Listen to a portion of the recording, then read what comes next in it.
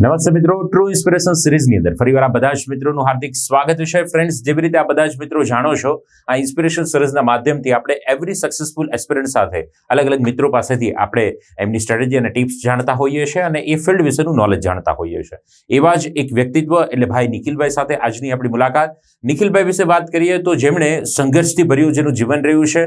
વર્ષ 2017માં જેઓ એન્જિનિયરિંગ પોતાનું કમ્પ્લીટ કર્યું છે અને ત્યાર પછીથી આ તૈયારીની યાત્રાની શરૂઆત કરી. ઘણી બધી એક્ઝામ્સની અંદર સફળતા મળી, ઘણી બધી એક્ઝામ્સમાં નિષ્ફળતા મળી, પણ ફાઇનલી આરએફઓ જે હમણાં રિઝલ્ટ ડિક્લેર થયું, આરએફઓની અંદર 5મો રેન્ક પ્રાપ્ત કર્યો અને સાથે સાથે રિસેન્ટલી જે ડીવાયએસઓનું રિઝલ્ટ ડિક્લેર થયું છે એ ડીવાયએસઓ પણ જેમણે ક્રેક કરી છે. તો આરએફઓ અને ડીવાયએસઓની અંદર સફળતા પ્રાપ્ત કરી ચૂકેલા નિખિલભાઈ સાથે આજે આપણે મુલાકાત કરવાના છીએ. તો આવો વિશેષ સમયને લેતા મુલાકાત કરીએ ભાઈ નિખિલભાઈ સાથે. નિખિલભાઈ, સૌપ્રથમ આપનું ટૂંકમાં પરિચય વિદ્યાર્થી મિત્રોને આપો તો આપ શું કહેશો ભાઈ?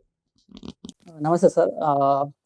મેં 2017માં ઇલેક્ટ્રિકલ એન્જિનિયરિંગમાંથી ગ્રેજ્યુએશન કમ્પ્લીટ કર્યું છે. ત્યારબાદ હું સિવિલ સર્વિસની પ્રિપેરેશન સાથે સંકળાયેલો છું. પર્ટિક્યુલરલી મેં 2019 સુધી યુપીએસસી સેન્ટ્રલ આર્મ પોલીસ ફોર્સની પ્રિપેરેશન કરી હતી, જેમાં મેં યુપીએસસીનું એક ટાઈમ ઇન્ટરવ્યુ અપીયર કરેલું છે. અનફોર્ચ્યુનેટલી એમાં પણ હું 5 માર્કે સક્સેસ થતા રહી ગયેલો હતો. ત્યારબાદ મેં 2019 થી જીપીએસસીની પ્રિપેરેશન સ્ટાર્ટ કરી હતી. લગભગ મેં જીપીએસસીની 10 જેટલી એક્ઝામો આપેલી છે, પ્રિલિમ્સ, મેન્સ અને વન ટાઈમ ઇન્ટરવ્યુ. પણ થોડા માર્કે 1 માર્ક્સ 2 માર્ક્સ થી અનસક્સેસફુલ રહેલો હતો. પણ જે લાસ્ટ રિઝલ્ટ ડિક્લેર થયું છે એમાં આરએફઓમાં 5મા રેન્ક સાથે સક્સેસ મેળવ્યું છે અને ડીવાયએસઓમાં પણ 113મા રેન્ક સાથે પસંદગી પામેલ છે. બહુ સરસ વાત કહેવાય નિખિલભાઈ. અને તમારી આ જે સંઘર્ષ યાત્રા રહી છે, ફેલિયરતા મળે ને તો એ ફેલિયરને આપણે સહન તો કરી શકીએ, પણ જ્યારે ખૂબ નજીકથી નિષ્ફળતા મળે ને એ નિષ્ફળતાને પચાવવી બહુ અઘરી હોય છે. જ્યારે થોડા માર્ક્સ માટે 1-2 માર્ક્સ માટે રહી જતા હોઈએ અને નિષ્ફળ થઈએ તો એ ખૂબ દુઃખ થતું હોય છે. લાંબા માર્જિનથી રહી જઈએ તો આપણે એમ થાય ચલો ભાઈ રહી ગયા, પણ નજીકથી થોડું અઘરું થતું હોય છે. નિખિલભાઈ, ઘણા મિત્રો આપણે સાંભળી રહ્યા છે જે તમારી જેમ ક્યાંક અત્યારે આ સંઘર્ષની યાત્રામાં જોડાયા છે. એ મિત્રો માટે, તૈયારી કરતા તમામ એ વિદ્યાર્થી મિત્રો છે, બહેનો છે, એના માટે આપ શું કહેશો? તૈયારી દરમિયાન કઈ બાબતોનું ધ્યાન રાખવું જોઈએ, પછી એ જીપીએસસી હોય કે અન્ય કોઈ પણ પરીક્ષા હોય? સર, સૌપ્રથમ તો હું એ જ કહીશ કે તમે જે ફિલ્ડમાં આવી રહ્યા છો એ સ્પર્ધાત્મક પરીક્ષાનો માહોલ છે, તો તમારે પોતાની જાત ઉપર બિલીવ કરવું જ પડશે કે તમે કંઈક કરવા આવ્યો છો, તમે કરી શકશો. તમે ભલે ગમે એવડું કોમ્પિટિશન હોય, પણ તમે તમારી જાતને 100% આપશો તો 100% તમને રિઝલ્ટ મળશે, આજે નહીં તો કાલે. અને ફેલર ને વિશે હું એમ કહીશ કે ફેલર છે ને એ એઝ અ પાર્ટ ઓફ આપણી રિક્રુટમેન્ટ પ્રોસેસ જ છે. કે તમે ફેલ થશો તો તમે તમારી પોતાનું જ સેલ્ફને બિલીવ કરશો, તમારું પોતાનું ડેવલપમેન્ટ થશે કે કઈ રીતે તમે ફેલર થી તમે કઈ રીતે સક્સેસ થઈશો. પોતાનામાં જ કઈ ને પોઝિટિવિટી તમારામાં આવશે, તમે જ પોતાનામાં આગળ વ્યક્તિત્વ ડેવલપ થશે. તો કોઈ પણ જગ્યાએ તમને ફેલર મળે તો ત્યાં અટકવાનું નથી, આપણે કન્સિસ્ટન્સી જાળવી જ રાખવાની છે. એવું રાખવાનું છે કે લાસ્ટ ટાઈમ કરતા આપણું બેસ્ટ કઈ રીતે આપી શકીએ, 100% આપું, 100% આપું. તેમ છતાં જો પણ ફેલિયર મળે તો પોતાની ભૂલ કંઈક છે એ સ્વીકારો, કંઈક શોધો. તમારી ભૂલ પકડાશે જ કે મારી અહીંયા નબળાઈ રહી છે, તો એ પર્ટિક્યુલરલી તમે જે ભૂલ તમને દેખાય એની ઉપર તમારે વધારે ફોકસ કરવું પડશે. એ તમારે વધારે એના ઉપર કામ કરો એટલે ઓટોમેટિક તમને છે ને તમારું ઇમ્પ્રુવમેન્ટ રેશિયો કહેવાય ને કે આપણે ગ્રાફ ઉપર જતો દેખાશે જ અને અલ્ટિમેટલી તમને સક્સેસ આજે નહીં તો કાલે એક દિવસ તો મળશે જ. રાઈટ છે. એટલે સ્ટેપ બાય સ્ટેપ તમે જો આગળ વધો તો આપને ખૂબ સારી સફળતા પ્રાપ્ત થતી હોય છે, જેવી રીતે આપ નિખિલભાઈ વાત કરો છો. નિખિલભાઈ, ખાસ કરીને જ્યારે તમે 1-2 માર્ક્સ માટે રહી જતા, એ સમયનું વર્ણન જો તમે કરી શકો, એ સમયની તમારી પરિસ્થિતિ અને એને તમે કેવી રીતે મેઇન તો એક્સેપ્ટ કર્યું અને પછી આગળ વધ્યા. કેમ કે નિષ્ફળતાને ઘણા વિદ્યાર્થીઓ ત્યાં એક્સેપ્ટ નથી કરી શકતા અને ક્વિટ કરી દે છે કે હવે મારાથી નહીં થાય. એકદમ મધદરી આવેલું એ જહાજ જો એને સફળતા સુધી લઈ જવું હોય તો પણ અડધું અંતર છે અને પાછું આવવું હોય તો પણ અડધું અંતર છે, પણ ઘણા વિદ્યાર્થીઓ રિટર્ન ફરવાનું નક્કી કરતા હોય છે. તો એના માટે આપ શું કહેશો? જી સર, હું એક તો મારો પર્સનલ અનુભવ એક શેર કરવા માંગીશ. હું 2019-20 માં આપણે જે ડીવાયએસઓની નાયબ મામલતદારની રિક્રુટમેન્ટ હતી એમાં હું નાયબ મામલતદાર તરીકે પસંદગી પામેલ હતો. મારું ડોક્યુમેન્ટ વેરિફિકેશન, કાસ્ટ વેરિફિકેશન બધું કમ્પ્લીટ થઈ ગયું છે. ઓલમોસ્ટ એવું કહી શકાય કે ઓર્ડર આવવાનો જસ્ટ વેટ હતો. પરંતુ અનફોર્ચ્યુનેટલી એક જીપીએસસી ના ધ્યાનમાં એક ગ્રામર ક્વેશ્ચનમાં એક ધ્યાનમાં આવ્યું કે આ મિસ્ટેક હતી, એ લોકોએ ઇમ્પ્રુવમેન્ટ કરી, જેના થકી રિઝલ્ટ રિવાઇઝ થયું આફ્ટર 4 મંથ. તો એમાં હું અનસક્સેસફુલ ડિક્લેર થઈ ગયો. તો એ ક્ષણ મારા માટે થોડીક વધારે હતી, કારણ કે એ કહેવાય ને કે આપણે એક તો ઓર્ડર આવવાની જ વેટ કરતા હોઈએ છીએ અને બધી રીતે આપણે પ્રિપેરેશનમાં, અને એ ગાળામાં મેં એસટીઆઈ અને ફરીથી એક ડીવાયએસઓ આવી હતી. તો મેં એ બે એક્ઝામ પ્રિલિમિનરી પાસ હતો, તેમ છતાં હું મુખ્ય પરીક્ષામાં ના ગયો, કેમ કે મને એમ લાગ્યું કે મારે બીજા કોઈને ચાન્સ આપવો જોઈએ, એટલે એ પરીક્ષામાં ઓપીર ના થયો. એટલે અલ્ટિમેટલી મારે 3 પરીક્ષાનો એક કહેવાય ને કે લોસ ગયો એક સાથે. તો એ ફેલર મારા માટે બહુ જ કહેવાય કે એક ટર્નિંગ પોઈન્ટ હતી. પણ કહેવાય ને કે પછી મેં પોતાની જાત ઉપર વધારે મેં બિલીવ કર્યું, પરિવારજનોનો સાથ અને મિત્રોનો ઘણો મને સાથ મળ્યો કે આ ગમે એવી સિચ્યુએશન હતી પણ તું કરી શકે છે, વધારે કર, તારામાં કેપેબિલિટી છે, તું ફેલર થયું તો એમાં શું થયું, તમે આગળ જે એક્ઝામો છે એમાં તારું ડબલ પરફોર્મન્સ આપ. અને કહેવાય કે 2020 માં આપણે કોરોના કાળ આપણે ગણી શકીએ, તો મારો જે રિઝલ્ટનો અનસક્સેસફુલ પીરિયડ અને એ પછીનો 1.5 વર્ષ કોરોનાનો સમય, એટલે કહેવાય ને એ ટાઈમ મારા માટે થોડુંક વધારે હતું. પણ મેં થોડુંક વધારે ઇમ્પ્રુવમેન્ટ કર્યું સેલ્ફ ઉપર, કહેવાય ને કે કઈ રીતે મને સુધારા કરવાની જરૂર હતી, પ્રિપેરેશનમાં વધારે સ્ટ્રેટેજી નવી લાવ્યો, મિત્રોનો પાસેથી નવું ગાઈડન્સ મેળવ્યું. એ બાદ 2021 થી મેં કહેવાય કે વધારે ફોકસ થી પ્રિપેરેશન સ્ટાર્ટ કરી અને એક સાથે પછી બધી એક્ઝામો મેં આપી છે. એટલે મારે એ જ કેવું છે કે તમે આનાથી વધારે તમારે કઈ ફેલર નહીં શકે. આ એક્ઝામ્પલ તમે જોશો ને કે આનાથી વધારે તમારે ફેલર લાઈફમાં નહીં આવે. કદાચ તમે 1 માર્ક થી રહેશો, પણ આ તો કેવું કે સક્સેસફુલ માંથી તમે અનસક્સેસફુલ થયા છો, તેમ છતાં પણ મેં કન્ટિન્યુ પ્રિપેરેશન રાખી છે.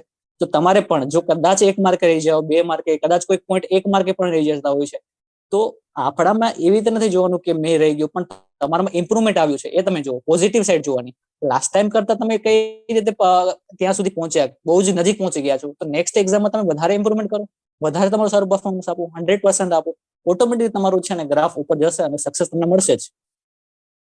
રાઈટ. એટલે બહુ સરસ ઉદાહરણ નિખિલભાઈ તમે આપ્યું છે કે એકવાર સફળતા મળી ગઈ કે નાવ યુ આર સક્સેસફુલ, અરે આપણે તો પાર્ટીઓ પણ આપી દીધી હોય અને ફ્રેન્ડ સર્કલમાં પાર્ટી પણ અપાઈ ગઈ હોય અને પછી એમ કહે કે તમે હવે ફેલ છો, તો આ નિસહન થાય. એના કરતાં સારું છે કે આપણે 1 માર્ક્સ માટે રહી જઈએ, કે એટલીસ્ટ પહેલેથી ખબર તો હશે કે ભાઈ ફેલ થયા છે, પણ આ તો સફળ થયા પછીની નિષ્ફળતા, અને એને પણ નિખિલભાઈ પચાવી, કન્ટિન્યુઅસ પ્રિપેરેશન રાખી અને રાઇટ નાવ એઝ અ ડેબાસો અને આરએફઓની અંદર જેમણે ખૂબ સારી સફળતા પ્રાપ્ત કરી છે. Connect the dots, whatever happens for best. લાઈફમાં આજે જે કંઈ પણ બને છે દોસ્ત, કદાચ ક્ષણિક માટે તમને અને મને એવું લાગે કે આ મારી સાથે ખરાબ થઈ રહ્યું છે, ખોટું થઈ રહ્યું છે, બટ ઈશ્વરીય રમત એટલા માટે રમતો હોય છે કે આવતીકાલ તમને વધુ બેટર આપી શકે, તમને એક આરએફઓ બનાવી શકે, એ હેતુથી ક્યાંક આ રમત રમાતી હોય છે. એનું ઉદાહરણ આજે આપણી સમક્ષ નિખિલભાઈ છે. તો તમે જે પણ તૈયારી કરો છો એમાં મજબૂત મનોબળની સાથે લાગેલા રહો. ખાસ નિખિલભાઈ, આરએફઓનું ગાઈડન્સ વિદ્યાર્થીઓ સુધી ઓછું પહોંચતું હોય છે, કેમ કે લાંબા સમય પછી આ એક્ઝામ્સની ભરતી આવી છે. જેવી રીતે તમે જાણો છો 2009માં લાસ્ટ ભરતી હતી, જેને પાછું ફાઇનલ ડેસ્ટિનેશન સુધી પહોંચાડવામાં પણ ખાસો સમય લાગેલો. તો આરએફઓ વિશે વિદ્યાર્થીને ઇન્ફોર્મેશન થોડી આપો તો આપ શું કહેશો? જી સર, જે આપણી રેન્જ ફોરેસ્ટ ઓફિસર છે એ આપણી કહેવાય કે ફોરેસ્ટ ડિપાર્ટમેન્ટની ક્લાસ 2 પોસ્ટ છે, અને આમની ઉપર આપણે એસીએફ પોસ્ટ આવે છે, આસિસ્ટન્ટ કન્ઝર્વેટર ફોરેસ્ટ. એટલે આ બે રિક્રુટમેન્ટ આપણી અલ્ટિમેટ પોસ્ટ છે કે જે આપણે જીપીએસસી થકી ભરાતી હોય છે. તો લાસ્ટ રિક્રુટમેન્ટ આપણે 2009 આમાં આવી હતી, 2015 માં એનું રિઝલ્ટ આવ્યું હતું. તો એ પછી અત્યારે જે કહેવાય કે એક્ઝામ આવી છે, તો ફોરેસ્ટ ડિપાર્ટમેન્ટ જેમને કહેવાય કે નેચર સાથે રહેવું છે, કન્ઝર્વેશનના એફર્ટ કરવા છે, વાઇલ્ડ લાઈફ ગમે છે, તો એ એડવેન્ચર લાઈફ થોડી ગમે છે, એમના માટે એ આ જોબ કહેવાય ને કે ગોલ્ડન જોબ તમે કહી શકો, કે તમારું પેશન પણ ફોલો કરી શકો છો, સિવિલ સર્વિસનો તમારું જોબ રોલ પણ કરી શકો છો, અને તમે કહેવાય કે ક્લાઇમેટ ને, નેચર ને, કન્ઝર્વેશન ને તમારા કહેવાય કે તમારું પાર્ટિસિપેશન કરી શકો છો. તો જેમને નેચર સાથે રહેવું ગમે છે, કંઈક કરવું છે આપણા મધર અર્થ માટે કહીએ છીએ કે જે આપણે ક્લાઇમેટ ચેન્જ ને બધી સમસ્યાઓ છે, તો એના માટે અલ્ટિમેટલી તમારે જે કરવું હોય તો એના માટે બેસ્ટ જોબ છે. અને કદાચ મારા ધ્યાનમાં એવું છે કે આ વર્ષે જ એસીએફ ની રિક્રુટમેન્ટ પણ આવવાની છે, બરોબર છે. તો આપ જે લોકોને આ તરફ કરવું હોય તો એ લોકો એ ટાઈપનું કહેવાય કે આપણું માઇન્ડસેટ કરી અને અત્યારે થોડી પ્રિપેરેશન સ્ટાર્ટ કરવી જોઈએ. કારણ કે પર્ટિક્યુલરલી આમાં ફોરેસ્ટ્રી સબ્જેક્ટ અલગથી કરવો પડશે, એન્વાયરમેન્ટ ટોપિક છે અલગ કરવો પડશે. તો આપને પણ જ્યારે ફ્રી ટાઈમ મળે તો આ વિશે તમે થોડો સિલેબસ જોઈ શકો છો, એનું એનાલિસિસ કરી શકો છો. આરએફઓ ના પેપર અત્યારે હાલમાં લેવાના છે, તો એનું એનાલિસિસ તમે કરો કે કયા ટાઈપના આપણે ક્વેશ્ચન પેપર છે, ક્યાં આપણે ફોરેસ્ટ્રીમાં કયા ટોપિક વધારે કરવાની જરૂર છે, એક અલગ પેપર રાખવું છે તો તમે પોતાની નોટ્સ કઈ રીતે બનાવી શકો છો, કઈ રીતે મટીરિયલ કરી શકો. આ તમે ખાલી જનરલ એક ઓવરવ્યુ કરી શકો છો. બાકી તમને પર્ટિક્યુલરલી ફોરેસ્ટ્રી સબ્જેક્ટ એક આપણે JS3 પેપર અલગ આવે છે આપણી બાકી બધી એક્ઝામ કરતા, કે JS1, JS2, ગુજરાતી, ઇંગ્લિશ અને JS3 આપણે 5 મુખ્ય પરીક્ષાના પેપર હોય છે. તો બાકી બધા 4 તો આપણે જીપીએસસી ની પ્રિપેરેશન કરતા હશો તો આપણે એક ક્લિયર થઈ જશે, પણ એક એક્સ્ટ્રા એક JS3 ફોરેસ્ટ્રી સબ્જેક્ટ છે. તો આપણે એ માટે તો એક કહેવાય કે મણિકંદન સરની એક બુક આવે છે. તો જો ઇંગ્લિશમાં આપણને કમ્ફર્ટેબલ હોય તો આપણે એ કહી શકો છો. હોર્નબિલ ક્લાસીસ છે, એમના વિડીયો લેક્ચર્સ અને એમનું મટીરિયલ્સ પણ તમને મળી જશે. એ કરી શકો છો. અથવા જો મારા મતે મેં જે કર્યું છે હું તમને શેર કરું તો આપણો જે સિલેબસ છે એનું ટુ ધ પોઈન્ટ એક ટોપિક છે એને તમે નેટમાં સર્ચ કરો, એનું એનાલિસિસ કરો અને પોતાની જાતે નોટ્સ બનાવો. તો એ તમને વધારે ઇફેક્ટ પાડશે, તમને પોતાના કરતા બધા કરતા અલગ દેખાડશે, જે તમને માર્ક્સ લેવામાં અને પોતાની રીતે કંઈક સમજવામાં મદદ કરશે અને અલ્ટિમેટલી એ તમને સક્સેસ અપાવશે. રાઈટ, ખૂબ સરસ મજાની વાત કરી. અને સાહેબ, એક આરએફઓ ની જો આપણે પેટર્ન ઉપર વાત કરીએ તો જનરલી એક્ઝામ્સ પેટર્ન કઈ રીતની રહેતી હોય છે? એક્ઝામ પેટર્નમાં સર પ્રાથમિક પરીક્ષામાં આપણે 2 પ્રશ્ન પેપર હોય છે, જે અલ્ટિમેટ ક્લાસ 1 2 માં આવે છે એવી જ રીતે હોય છે 200 માર્ક્સના. સ્પેસિફિકલી જે આપણે પેપર 2 છે એમાં એન્વાયરમેન્ટનો પોર્શન અલગથી આપેલો છે. તો એન્વાયરમેન્ટના એ પોર્શન માટે આપણે એક શંકર આઈ સાહેબની બુક છે ઇંગ્લિશમાં, એ આપણે રિફર કરવી જ જોઈએ. અને જો કદાચ ગુજરાતીમાં ઇંગ્લિશમાં કોઈ તકલીફ પડતી હોય તો ગુજરાતીમાં આપણે લોકલ પબ્લિકેશનની બુક, કોઈ પણ વલિન બુક્સની છે કે જીપીએસસી ઓનલાઈનની બુક છે, તો આપણે એ રિફર કરી શકો છો. પણ જો શંકર આઈએસ ની બુક આપણે રિફર કરો તો એ તમને વધારે બેનિફિટ કરાવશે. અને લેખિત પરીક્ષાની આપણે વાત કરીએ તો આપણે ટોટલ 5 પ્રશ્ન પેપર આવે છે. 150 માર્ક્સના 5 પ્રશ્ન પેપર છે, 750 માર્ક્સ થયા. તેમાં આપણે ઇંગ્લિશ ગુજરાતી જે છે એ જે આપણું ક્લાસ 1 2 છે એ જ છે. પણ GS1 અને GS2 માં આપણે જે 3 પેપર આવતા હતા એક કમ્પ્રેસ કરીને આપણા GS1 GS2 માં કરી દીધા છે. અને એક GS3 પેપર છે એ ફોરેસ્ટ્રીનું અલગથી પેપર આપેલું છે કે જેનું સિલેબસ છે આપણે યુપીએસસી નો જે ફોરેસ્ટ્રી ઓપ્શનલ સબ્જેક્ટ આવે છે એમાંથી આપણે આખો એક પેટર્ન બનાવેલી છે. તો આપણે એક અલગથી આ સબ્જેક્ટ કરવો પડશે, ફોરેસ્ટ્રી સબ્જેક્ટ. એના માટે મેં તમને કીધું રીતે બુક તમે શેર કરી શકો, અથવા મને એવું લાગે છે કે તમે જો જાતે જ નોટ બનાવશો એ તમને રિટર્ન પેપરમાં પણ અને ઇન્ટરવ્યુમાં પણ, કારણ કે ઇન્ટરવ્યુ પણ આખું ફોરેસ્ટ્રી ઉપર ચાલે છે, એમના લોકોને એવી એક્સપ્રેશન હોય છે કે તમારામાં ફોરેસ્ટ્રી માટે ઇન્ટરેસ્ટ છે, તમે કંઈક જાણો છો, સમજો છો, તો તમે આ ફિલ્ડમાં વધારે બેટર આપી શકશો. તો જાતે નોટ્સ બનાવશો ફોરેસ્ટ્રી સબ્જેક્ટની તો તમે સમજશો, સારું પરફોર્મન્સ આપી શકશો અને ઇન્ટરવ્યુમાં પણ તમે સારા માર્ક્સ ખેંચી શકશો. રાઈટ. તો જનરલી આમાં પ્રિલિમ્સ એક્ઝામ રહેતી હોય છે નિખિલભાઈ? જેવી રીતે આપણે ડિવાસોની વાત કરીએ તો પ્રિલિમ હોય છે અને ત્યાર પછી મેઇન્સ એક્ઝામ હોય છે, તો આમાં પ્રિલિમ્સ હોય છે કે ડાયરેક્ટ પ્રાથમિક પરીક્ષા અને પછી ઇન્ટરવ્યુ જ હોય છે?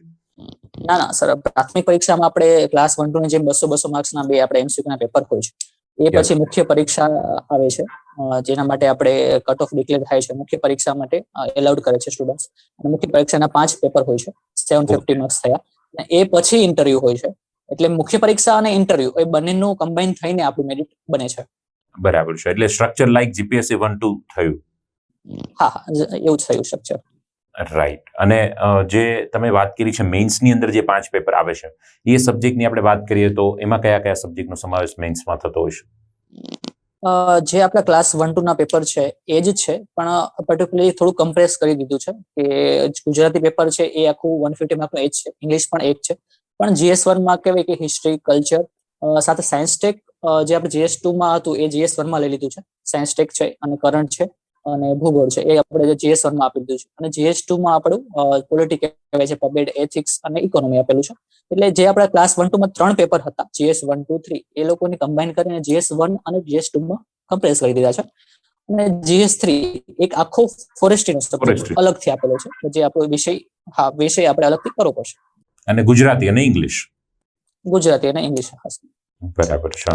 અને ખાસ કરીને જે તમે વાત કરી છે સાહેબ, તો જે વિદ્યાર્થીઓ ફોરેસ્ટ ડિપાર્ટમેન્ટની એક્ઝામની પ્રિપેરેશન કરતા હોય, આ તો તમે જે વાત કરી છે આરએફઓની વાત કરી છે, જે વિદ્યાર્થીએ ફોરેસ્ટ ડિપાર્ટમેન્ટની અંદર કરિયર બનાવવું હોય, આપે આ સબ્જેક્ટની તૈયારી કરી છે એટલે આપના માહિતીમાં હશે, તો ફોરેસ્ટની અંદર અલગ અલગ કયા ડિપાર્ટમેન્ટ અથવા તો કઈ કઈ પોસ્ટ પર એ ફરજ બજાવવાની પોસિબિલિટી એમની રહેતી હોય છે, અથવા તો એક્ઝામ્સ આવવાની લેવાની પોસિબિલિટી રહેતી હોય છે?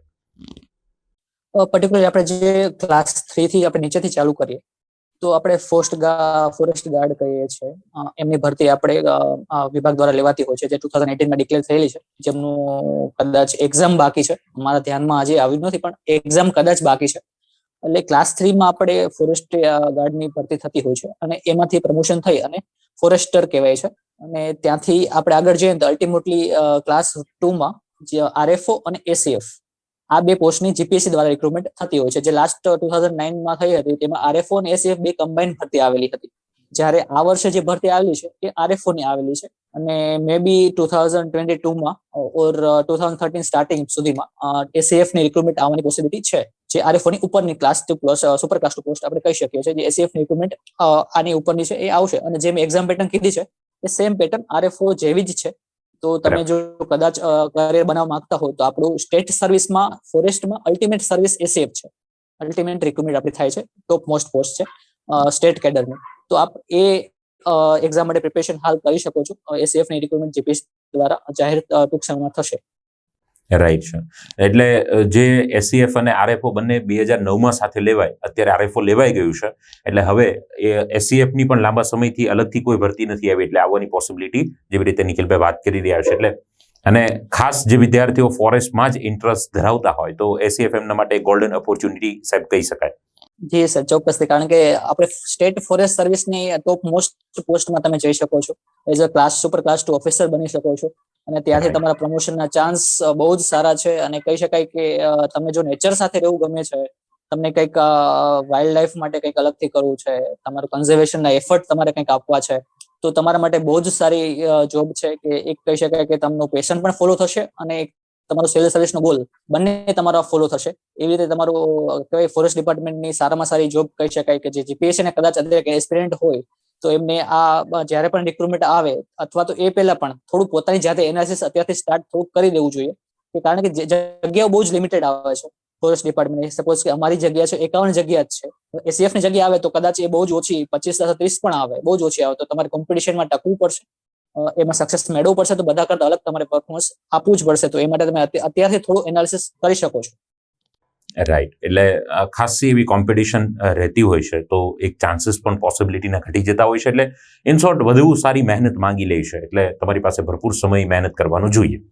અને નિખિલભાઈ, ખાસ કરીને વાત કરીએ, જે તમે આરએફઓની અંદર સફળતા પ્રાપ્ત કરી છે, તો વર્ક રિસ્પોન્સિબિલિટી તમારા મુજબ, તમારા નોલેજમાં જે હોય એ મુજબ શું રહેતી હોય છે? વધુ તો આપ જ્યારે ફરજ બજાવશો ત્યારે જ તમને આઈડિયા આવશે જ, પણ જે તમારી પાસે હોય એ વિદ્યાર્થી સુધી શેર થઈ શકે હેતુથી આરએફઓમાં આમ એપ્રોક્સ કેવી વર્ક રિસ્પોન્સિબિલિટી, કામ શું રહેતું હોય, કેવી ચેલેન્જીસ આવતી હોય છે? જી સર, એટલે જે મેં અત્યારે કરંટ વર્કિંગ ઓફિસર્સ પાસે જેટલું મેં જાણ્યું છે એ હું શેર કરીશ. એઝ અ આરએફઓ તરીકે તમને એક રેન્જ મળતી હોય છે, ફોરેસ્ટનો પર્ટિક્યુલર વિસ્તાર હોય છે, તમને એ અલગ અલગ જગ્યાએ અલગ અલગ કિલોમીટરમાં હોય છે, કોઈ 15 કિલોમીટર 20 કિલોમીટર. તો એ રેન્જમાં તમારે કહેવાય કે જો કદાચ એ આપણું નેશનલ પાર્ક હોય અથવા આપણી કન્ઝર્વેશનના કઈ જગ્યાએ અલગથી હોય તો ત્યાં તમારે વાઇલ્ડ લાઈફનું પ્રોટેક્શન કરવાનું હોય, કોઈ ગુના બનતા ના હોય એ ધ્યાન રાખવાનું હોય, લોકલ કમ્યુનિટી હોય તો એમનું કઈ રીતે આપણે એમ્પાવરમેન્ટ કરી શકીએ, આદિવાસી સમુદાય છે તો એમના પણ આપણે હક્કો આપેલા છે કે એ તેમાંથી આજીવિકા મેળવતા હોય છે, તો એમને પણ આપણે હેલ્પફુલ થવાનું હોય છે. અલ્ટિમેટલી ગવર્મેન્ટના જે આપણા રોલ હોય છે, કોઈ પણ આપણા ટિમ્બર પ્રોડક્શનના, એ બધું કટિંગ કરવાનું, ગવર્મેન્ટને આપણે એઝ અ હેલ્પ કરવાની, જે આપણે ફોરેસ્ટ પોલિસી છે એના ગોલ અચીવ કરવાના, એ અલગ અલગ રિસ્પોન્સિબિલિટી હોય છે. જ્યારે શહેરી વિસ્તાર હોય અથવા કે જે જંગલ બહારનો વિસ્તાર હોય છે તો તે વિસ્તારમાં આપણે વધારે કઈ રીતે વૃક્ષારોપણ કરી શકીએ છીએ, અવેરનેસના કઈ રીતે કાર્યક્રમો કરી શકીએ છીએ.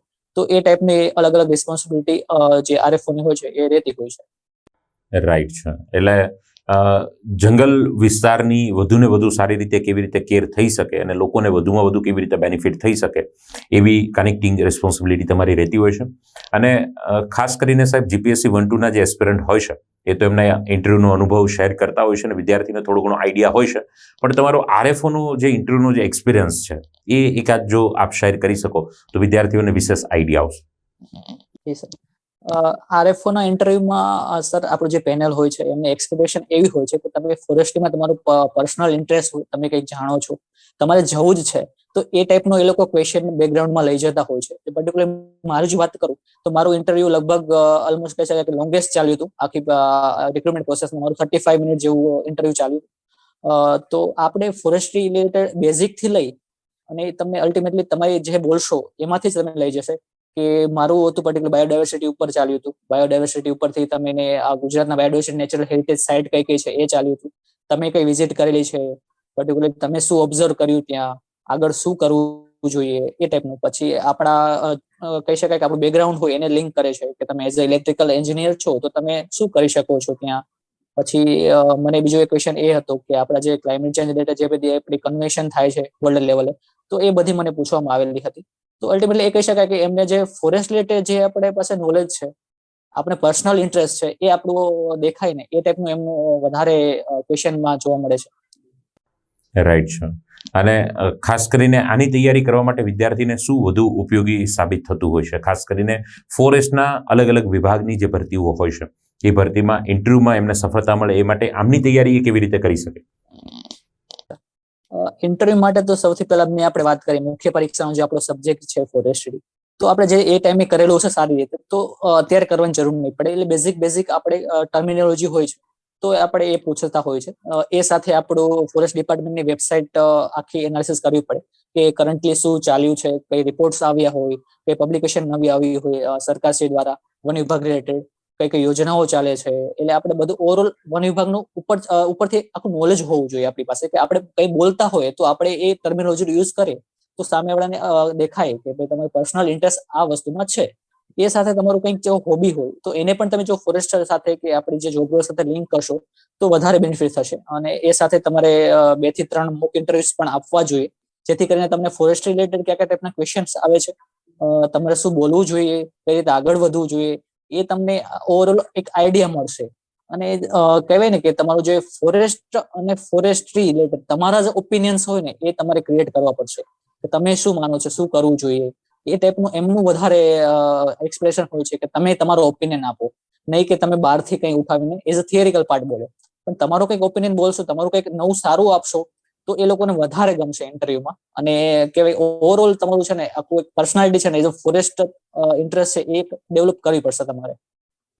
રાઈટ. એટલે ખૂબ સરસ રીતે આપની આ ટિપ્સ અને સ્ટ્રેટેજી વિદ્યાર્થીને કામ લાગશે જ સાહેબ. અને ખાસ જે વાત કરીએ નિખિલભાઈ, તો જ્યારે તમે ઇન્ટરવ્યૂ માટે તૈયારી કરતા હોય, મેન્સ માટે તૈયારી કરતા હોય, અને ઘણા બધા વિદ્યાર્થીઓ જ્યારે આ ફોકસ અને ટાર્ગેટ લઈને ચાલતા હોય છે, તો આમાં ઘણા વિદ્યાર્થીઓ માને છે કે એક આપણે ગાંધીનગર જ જવું પડે તૈયારી માટે, મોટા મેટ્રો સિટીમાં જવું પડે, કોચિંગ આપણે રખાવવા પડતા હોય છે. ખાસ કરીને તમારી વાત કરીએ તો તમે કેવી રીતે તૈયારી કરેલી? સેલ્ફ કોચિંગ કે કોઈ ઓનલાઈન પ્લેટફોર્મના જરિયાથી? સર મેં સ્ટાર્ટિંગ પ્રિપરેશનની સ્પીપા અમદાવાદથી કરેલી હતી. સ્પીપામાં હું જોડાયેલો હતો. એ પછી મેં આખી સ્ટડી 2020 પછી મેં સેલ્ફ સ્ટડી કરેલી છે. અને કોઈ પણ મેટ્રો સિટીમાં જવું કે એવું આમ જોઈએ તો કમ્પલસરી નથી. જો તમે ઘરે કેપેબલ હો, ઓનલાઈન સ્ટડીના આપણે ઘણા બધા ઓપ્શન અવેલેબલ છે હાલમાં, તો જો તમે એ અવેલેબલ હો તો એક તમને એક ઘરે પણ કરી શકો છો. પણ જો તમે ગાંધીનગર કે સિટીમાં આવો છો તમને બેનિફિટ એ મળશે કે તમને કોમ્પિટિટિવ ફિલ્ડ કેવું છે એ તમને અનુભવ થશે. તમારું એક ગ્રુપ સર્કલ બનશે, તમે ડિસ્કસ કરી શકશો કરંટમાં શું કરવું જોઈએ, કઈ રીતે સ્ટ્રેટેજી બનાવવી જોઈએ. એ તમારું એક કહેવાય કે એક સારું એક બનાવી શકે છે. પણ સાથે જ તમે જો તમારા ઘરે પ્રિપેરેશન કરી શકતા હો તો તમારા ગ્રુપ સર્કલમાં એ પણ એક ઓપ્શન છે જ. આવું જરૂરી નથી, પણ પોઝિટિવ સાઈડ એક એ છે કે તમને એક આખું એક ફિલ્ડ કોમ્પિટિટિવ એક્ઝામનું એક વાતાવરણ મળી રહેશે તમને. રાઈટ. અને ખાસ કરીને યુટ્યુબમાં કઈ કઈ ચેનલો જે તમે મોટાભાગે સ્ટડીના પોઈન્ટ ઓફ વ્યૂથી યુઝ કરતા હતા, તો જે વિદ્યાર્થીઓ અત્યારે તૈયારી કરવાની શરૂઆત કરી રહ્યા છે તો એમને પણ એ યુટ્યુબ ચેનલ ઉપયોગી થાય, જેથી કરીને એ પણ ખૂબ સારી રીતે લર્નિંગ કરી શકે? એક તો સર આપણે જે પર્ટિક્યુલરલી કદાચ કોઈને જો ન્યૂઝપેપર વાંચવામાં કંઈક પેલો કંટાળો આવતો હોય કે એવું બનતું હોય છે, આ ફિલ્ડમાં એવું જોવા મળ્યું છે, તો આપણે એક કોઈ પણ એડિટોરિયલના એનાલિસિસ આવતું હોય છે, ડેઈલી એડિટોરિયલ એનાલિસિસ, એ તમે કોઈ પણ ચેનલ યુઝ કરી શકો છો. સ્ટડી આઈક્યુ છે, વિઝન છે, કોઈ પણ એક ચેનલ તમને ગમે, તમે પર્ટિક્યુલર એક વિડીયો જોવો, 2-3 દિવસ જોવો, તમને ગમશે, તમને વધારે મગજમાં ઉતરે છે તો એ ચેનલને તમારે ડેઈલી ફોલોઅપ લેવાનો. એવું ના થાય કે તમે અઠવાડિયાનું એક સાથે જોવો, પણ જે ચેનલ તમે ફોલો કરો તો પર્ટિક્યુલરલી દૈનિક બેઝ ઉપર રેગ્યુલર તમારે ફોલો કરવી જોઈએ. આ સાથે આપણું જે સિલેબસ છે તો સિલેબસનો એક એક ટોપિક છે એ તમે યુટ્યુબમાં સર્ચ કરી અને પાછળ તમે યુપીએસસી ખાલી લખશો તો તમને 2-3 ઓપ્શન મળી જશે. દ્રષ્ટિ છે, વિઝન છે, ઇનસાઇડ છે. તો આવા આપણે જે ચેનલો છે યુપીએસસીની, તો એ ટોપિક રિલેટેડ તમને એક સારું એવું કન્ટેન્ટ મળશે, જે તમને છે ને એ મેન્સ મુખ્ય પરીક્ષામાં અથવા ઇન્ટરવ્યુમાં એ તમને વધારે બેનિફિટ કરાવી શકે છે. આ મારું પર્ટિક્યુલર માનવું છે. અને સેલ્ફ નોટ મેકિંગ છે ને એ મારા પર્સનલ મતે એવું છે કે તમે સેલ્ફ નોટ કરો જેટલી બનાવશો એ વધારે તમને બેનિફિટ અપાવશે. રાઈટ. એટલે સેલ્ફ પ્રિપરેશન અને સેલ્ફ નોટ એક વિદ્યાર્થીની તૈયારીમાં ખૂબ અગત્યનો ભાગ ભજવતું હોય છે. ખાસ કરીને સાહેબ તમારી રીડિંગની પેટર્ન, વાંચવાની રીત, દિવસમાં કેટલી કલાકનું આપનું રીડિંગ થતું અને આપ કેટલી કલાકના સિટિંગ તમે કરતા હતા? સર સિટિંગમાં તો એવું હોય છે કે અમે અહીંયા ગાંધીનગર રહેતા હોય છે તો આખો દિવસ લાઇબ્રેરીમાં જ હોઈએ છીએ. પણ કહેવાય કે આપણે એક સાથે વધારે એક્ઝામો આવતી હોય ત્યારે થોડુંક આપણે ટાઈમમાં એડજસ્ટ કરવું પડે કે અમુક ટાઈમે આપણે એક જગ્યાએ એક્ઝામ વાંચી શકીએ, બીજા ટાઈમે થોડુંક પર્ટિક્યુલર અલગ ફિલ્ડનું વાંચી શકીએ. તો પર્ટિક્યુલર એવું કહી શકાય કે દિવસનું 10 થી 12 કલાકનું રીડિંગ જો તમારે થાય તો એ તમારા માટે વેલ એન્ડ ગુડ છે. પણ એ રીડિંગ એવું હોવું જોઈએ કે તમને આઉટપુટ દેખાવું જોઈએ તમારામાં, કે તમે જે શેડ્યુલ બનાવેલું હોય, વીકલી હોય અથવા ડેઈલી હોય, તો તમારું જે ટાર્ગેટ હોય છે એ ટાર્ગેટ તમે અચીવ કરતા હો એ રીતે તમારું જો શેડ્યુલ ચાલતું હોય તો તમે એક રાઈટ ડાયરેક્શનમાં જતા હો એ તમારે એક ધ્યાન રાખવું જોઈએ એવું મારું માનવું છે. રાઈટ છે. અને ખાસ કરીને ટાઈમ ટેબલ મોટાભાગે વિદ્યાર્થીઓ સાહેબ બનાવે છે, પણ નિખિલભાઈ પ્રશ્ન એવો થાય છે કે ટાઈમ ટેબલ ઉપર લાંબા સમય સુધી સ્ટીક નથી રહેવાતું. ટાઈમ ટેબલ વચ્ચેથી કંઈક બ્રેક થતું હોય છે અને પાછી એમાં કન્ટિન્યુટી નથી આવતી. આ મેજર કોમન પ્રોબ્લેમ બધા જ વિદ્યાર્થી તૈયારી કરતા વિદ્યાર્થીઓની પીડા છે. તો તમારી સાથે પણ આવું બન્યું હોય તો એને તમે કેવી રીતે પાછા રૂટીનમાં લાવતા હતા? સર આ બધા એક્સપિરિયન્સ સાથે બને જ છે, મારી સાથે પણ બનેલું જ છે.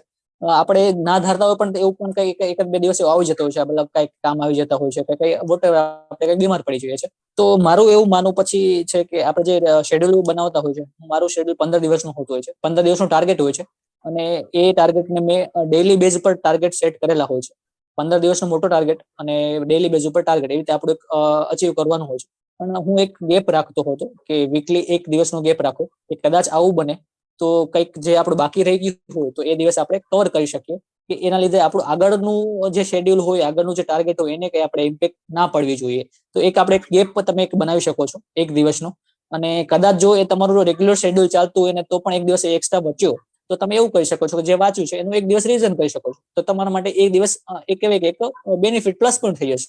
અને કદાચ તમારે કંઈક બન્યું અને કંઈક બાકી રહી ગયું તો તમે એ દિવસે કવર કરી શકો છો. એટલે બંને સાઈડ છે.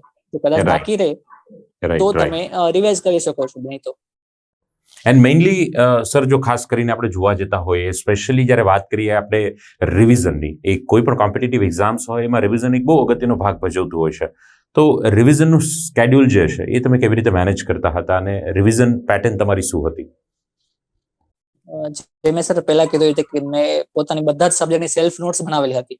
જો તમે સેલ્ફ નોટ્સ જેટલી બનાવશો એટલું તમારે રિવિઝન છે ને જલ્દી અને ઝડપી અને તમને જેટલું તમારે જોઈએ છે ને એટલું જ તમને થશે.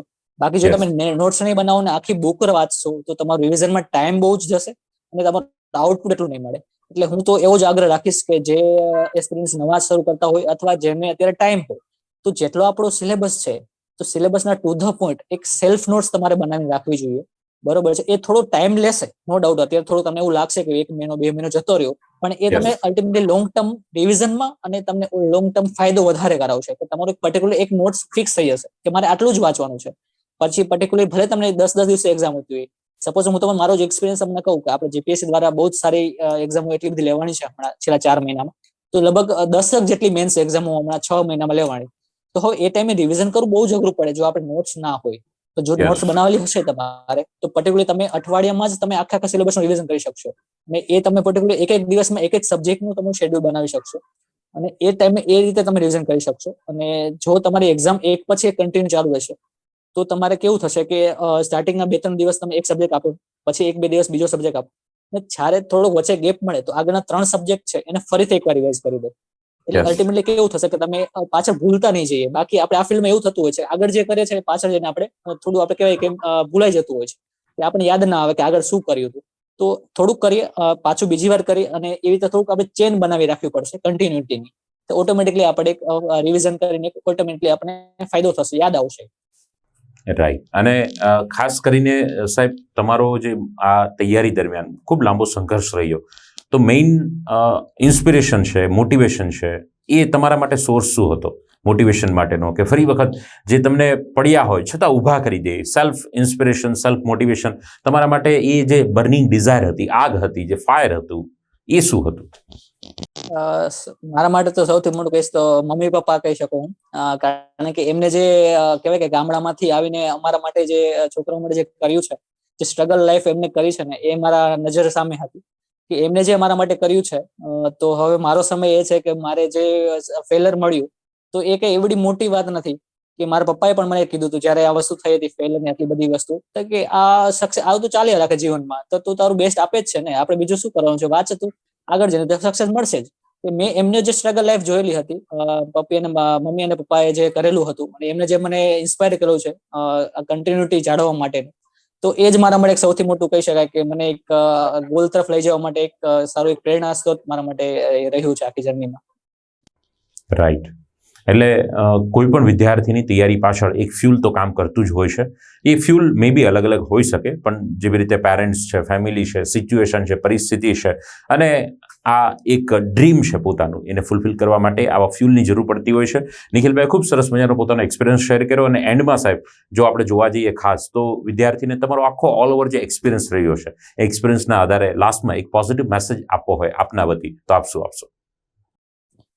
સર, હું એ જ કહીશ કે આપણે જે પ્રિપેરેશન કરી રહ્યા છીએ તો એમાં પોતાના જાત ઉપર બિલીવ રાખો. તમે સક્સેસ મેળવશો જ. ફેલર મળે તો એને એઝ અ પાર્ટ ઓફ તમારી જર્ની ગણો. નહીં કે એવું તમારે તમને એક બેક મળી ગયું છે, તમે મૂકી દેશો, છોડીને જતા રહેશો. નહીં, આપણે જે ફિલ્ડમાં છે એ કન્ટિન્યુટી જાળવવી પડશે, કન્સિસ્ટન્સી તમારી જાળવવી જ પડશે કે આજે નહીં તો 1 વર્ષ પછી તમને સક્સેસ જરૂરથી મળશે. તમારી મહેનત હશે, 100% તમે તમારું આપો જ છો. તમે તમારું આપો છો તો પરફોર્મન્સ તમને દેખાશે જ, તમારો ગ્રાફ ઉપર જશે જ. તો આજે નહીં તો કાલે તમને સક્સેસ મળવાનું જ છે. અને હું 2 કીવર્ડ કહીશ કે પેશન અને પેશન્સ. આ 2 વસ્તુ છે ને એ આપણે કન્ટિન્યુ જાળવવી પડશે. કે આપણે જે કરીએ છીએ એના માટે પેશન જાળવો, અને પેશન્સ એટલે થોડુંક આપણે ધીરજ રાખો કે ફેલર મળ્યું કે તમે અત્યારે ચલો કદાચ નજીવા થોડા માર્કે રહી ગયા છો, તો આજે નહીં તો આપણે નેક્સ્ટ રિક્રુટમેન્ટમાં તમે પાસ થશો જ. પોતાની જાત પર બિલીવ રાખશો અને કન્ટિન્યુટી એક જાળવી રાખવાની એક આપણું એક કહેવાય કે આપણી જર્ની ચોક્કસથી આગળ વધશે. બહુ સરસ મજાની વાત નિખિલભાઈ આપે કરી, અને આઈ હોપ કે ફ્રેન્ડ્સ નિખિલભાઈનો આજે અનુભવ છે, એમને આપેલો આજે સમય છે, અને પોતાના જર્નીને જેમણે હાફ એન અવરની જેવા સમયની અંદર તમારી સમક્ષ ખોલીને જે રાખી છે, આઈ હોપ અમારો આ સિરીઝનો નિખિલભાઈનો આવી રીતે સમય આપવાનો માત્ર એક પ્રયાસ છે કે એમણે જ્યાં ભૂલ કરી છે, એમને જે રીતે સફળતા પ્રાપ્ત થઈ છે, એ રીત તમારા સુધી પહોંચે, એક પ્રોપર મેથડ તમારા સુધી પહોંચે, એ હેતુની સાથે જ્યારે અમે આજે કામ કરી રહ્યા છે. ઘણા બધા વિદ્યાર્થીઓને ખૂબ સારો બેનિફિટ આપ લઈ રહ્યા છો. તમારી લાઈફમાં એક પોઝિટિવ ઇમ્પેક્ટ આવે, બદલાવ આવે, ચેન્જ આવે, માર્ગદર્શન મળે, એ હેતુથી ચાલતી આ સિરીઝની અંદર આપ એવરી ટાઈમ જોડાવો છો, અમને એટલો સાથ સહકાર અને પ્રેમ આપો છો, એ બદલ આપ સૌના ખૂબ ખૂબ આભારની સાથે નિખિલભાઈ સ્પેશિયલી તમારો પણ ખૂબ ખૂબ આભાર કે અત્યારે તમારી જવાબદારી શરૂ છે, ગાંધીનગરની અંદર આપ ફરજ પણ બજાવો છો, અને એમની સાથે આ તમે જે પોતાના વ્યસ્ત સમયમાંથી સમય કાઢ્યો છે બદલ પણ આપના ખૂબ ખૂબ આભારની સાથે એવરી ટાઈમ અમને સાથ સહકાર એટલો પ્રેમ આપવા બદલ આપના આભારની સાથે thank you very much to all of you. God bless you. Past block for a bright future. જય હિન્દ, જય ભારત.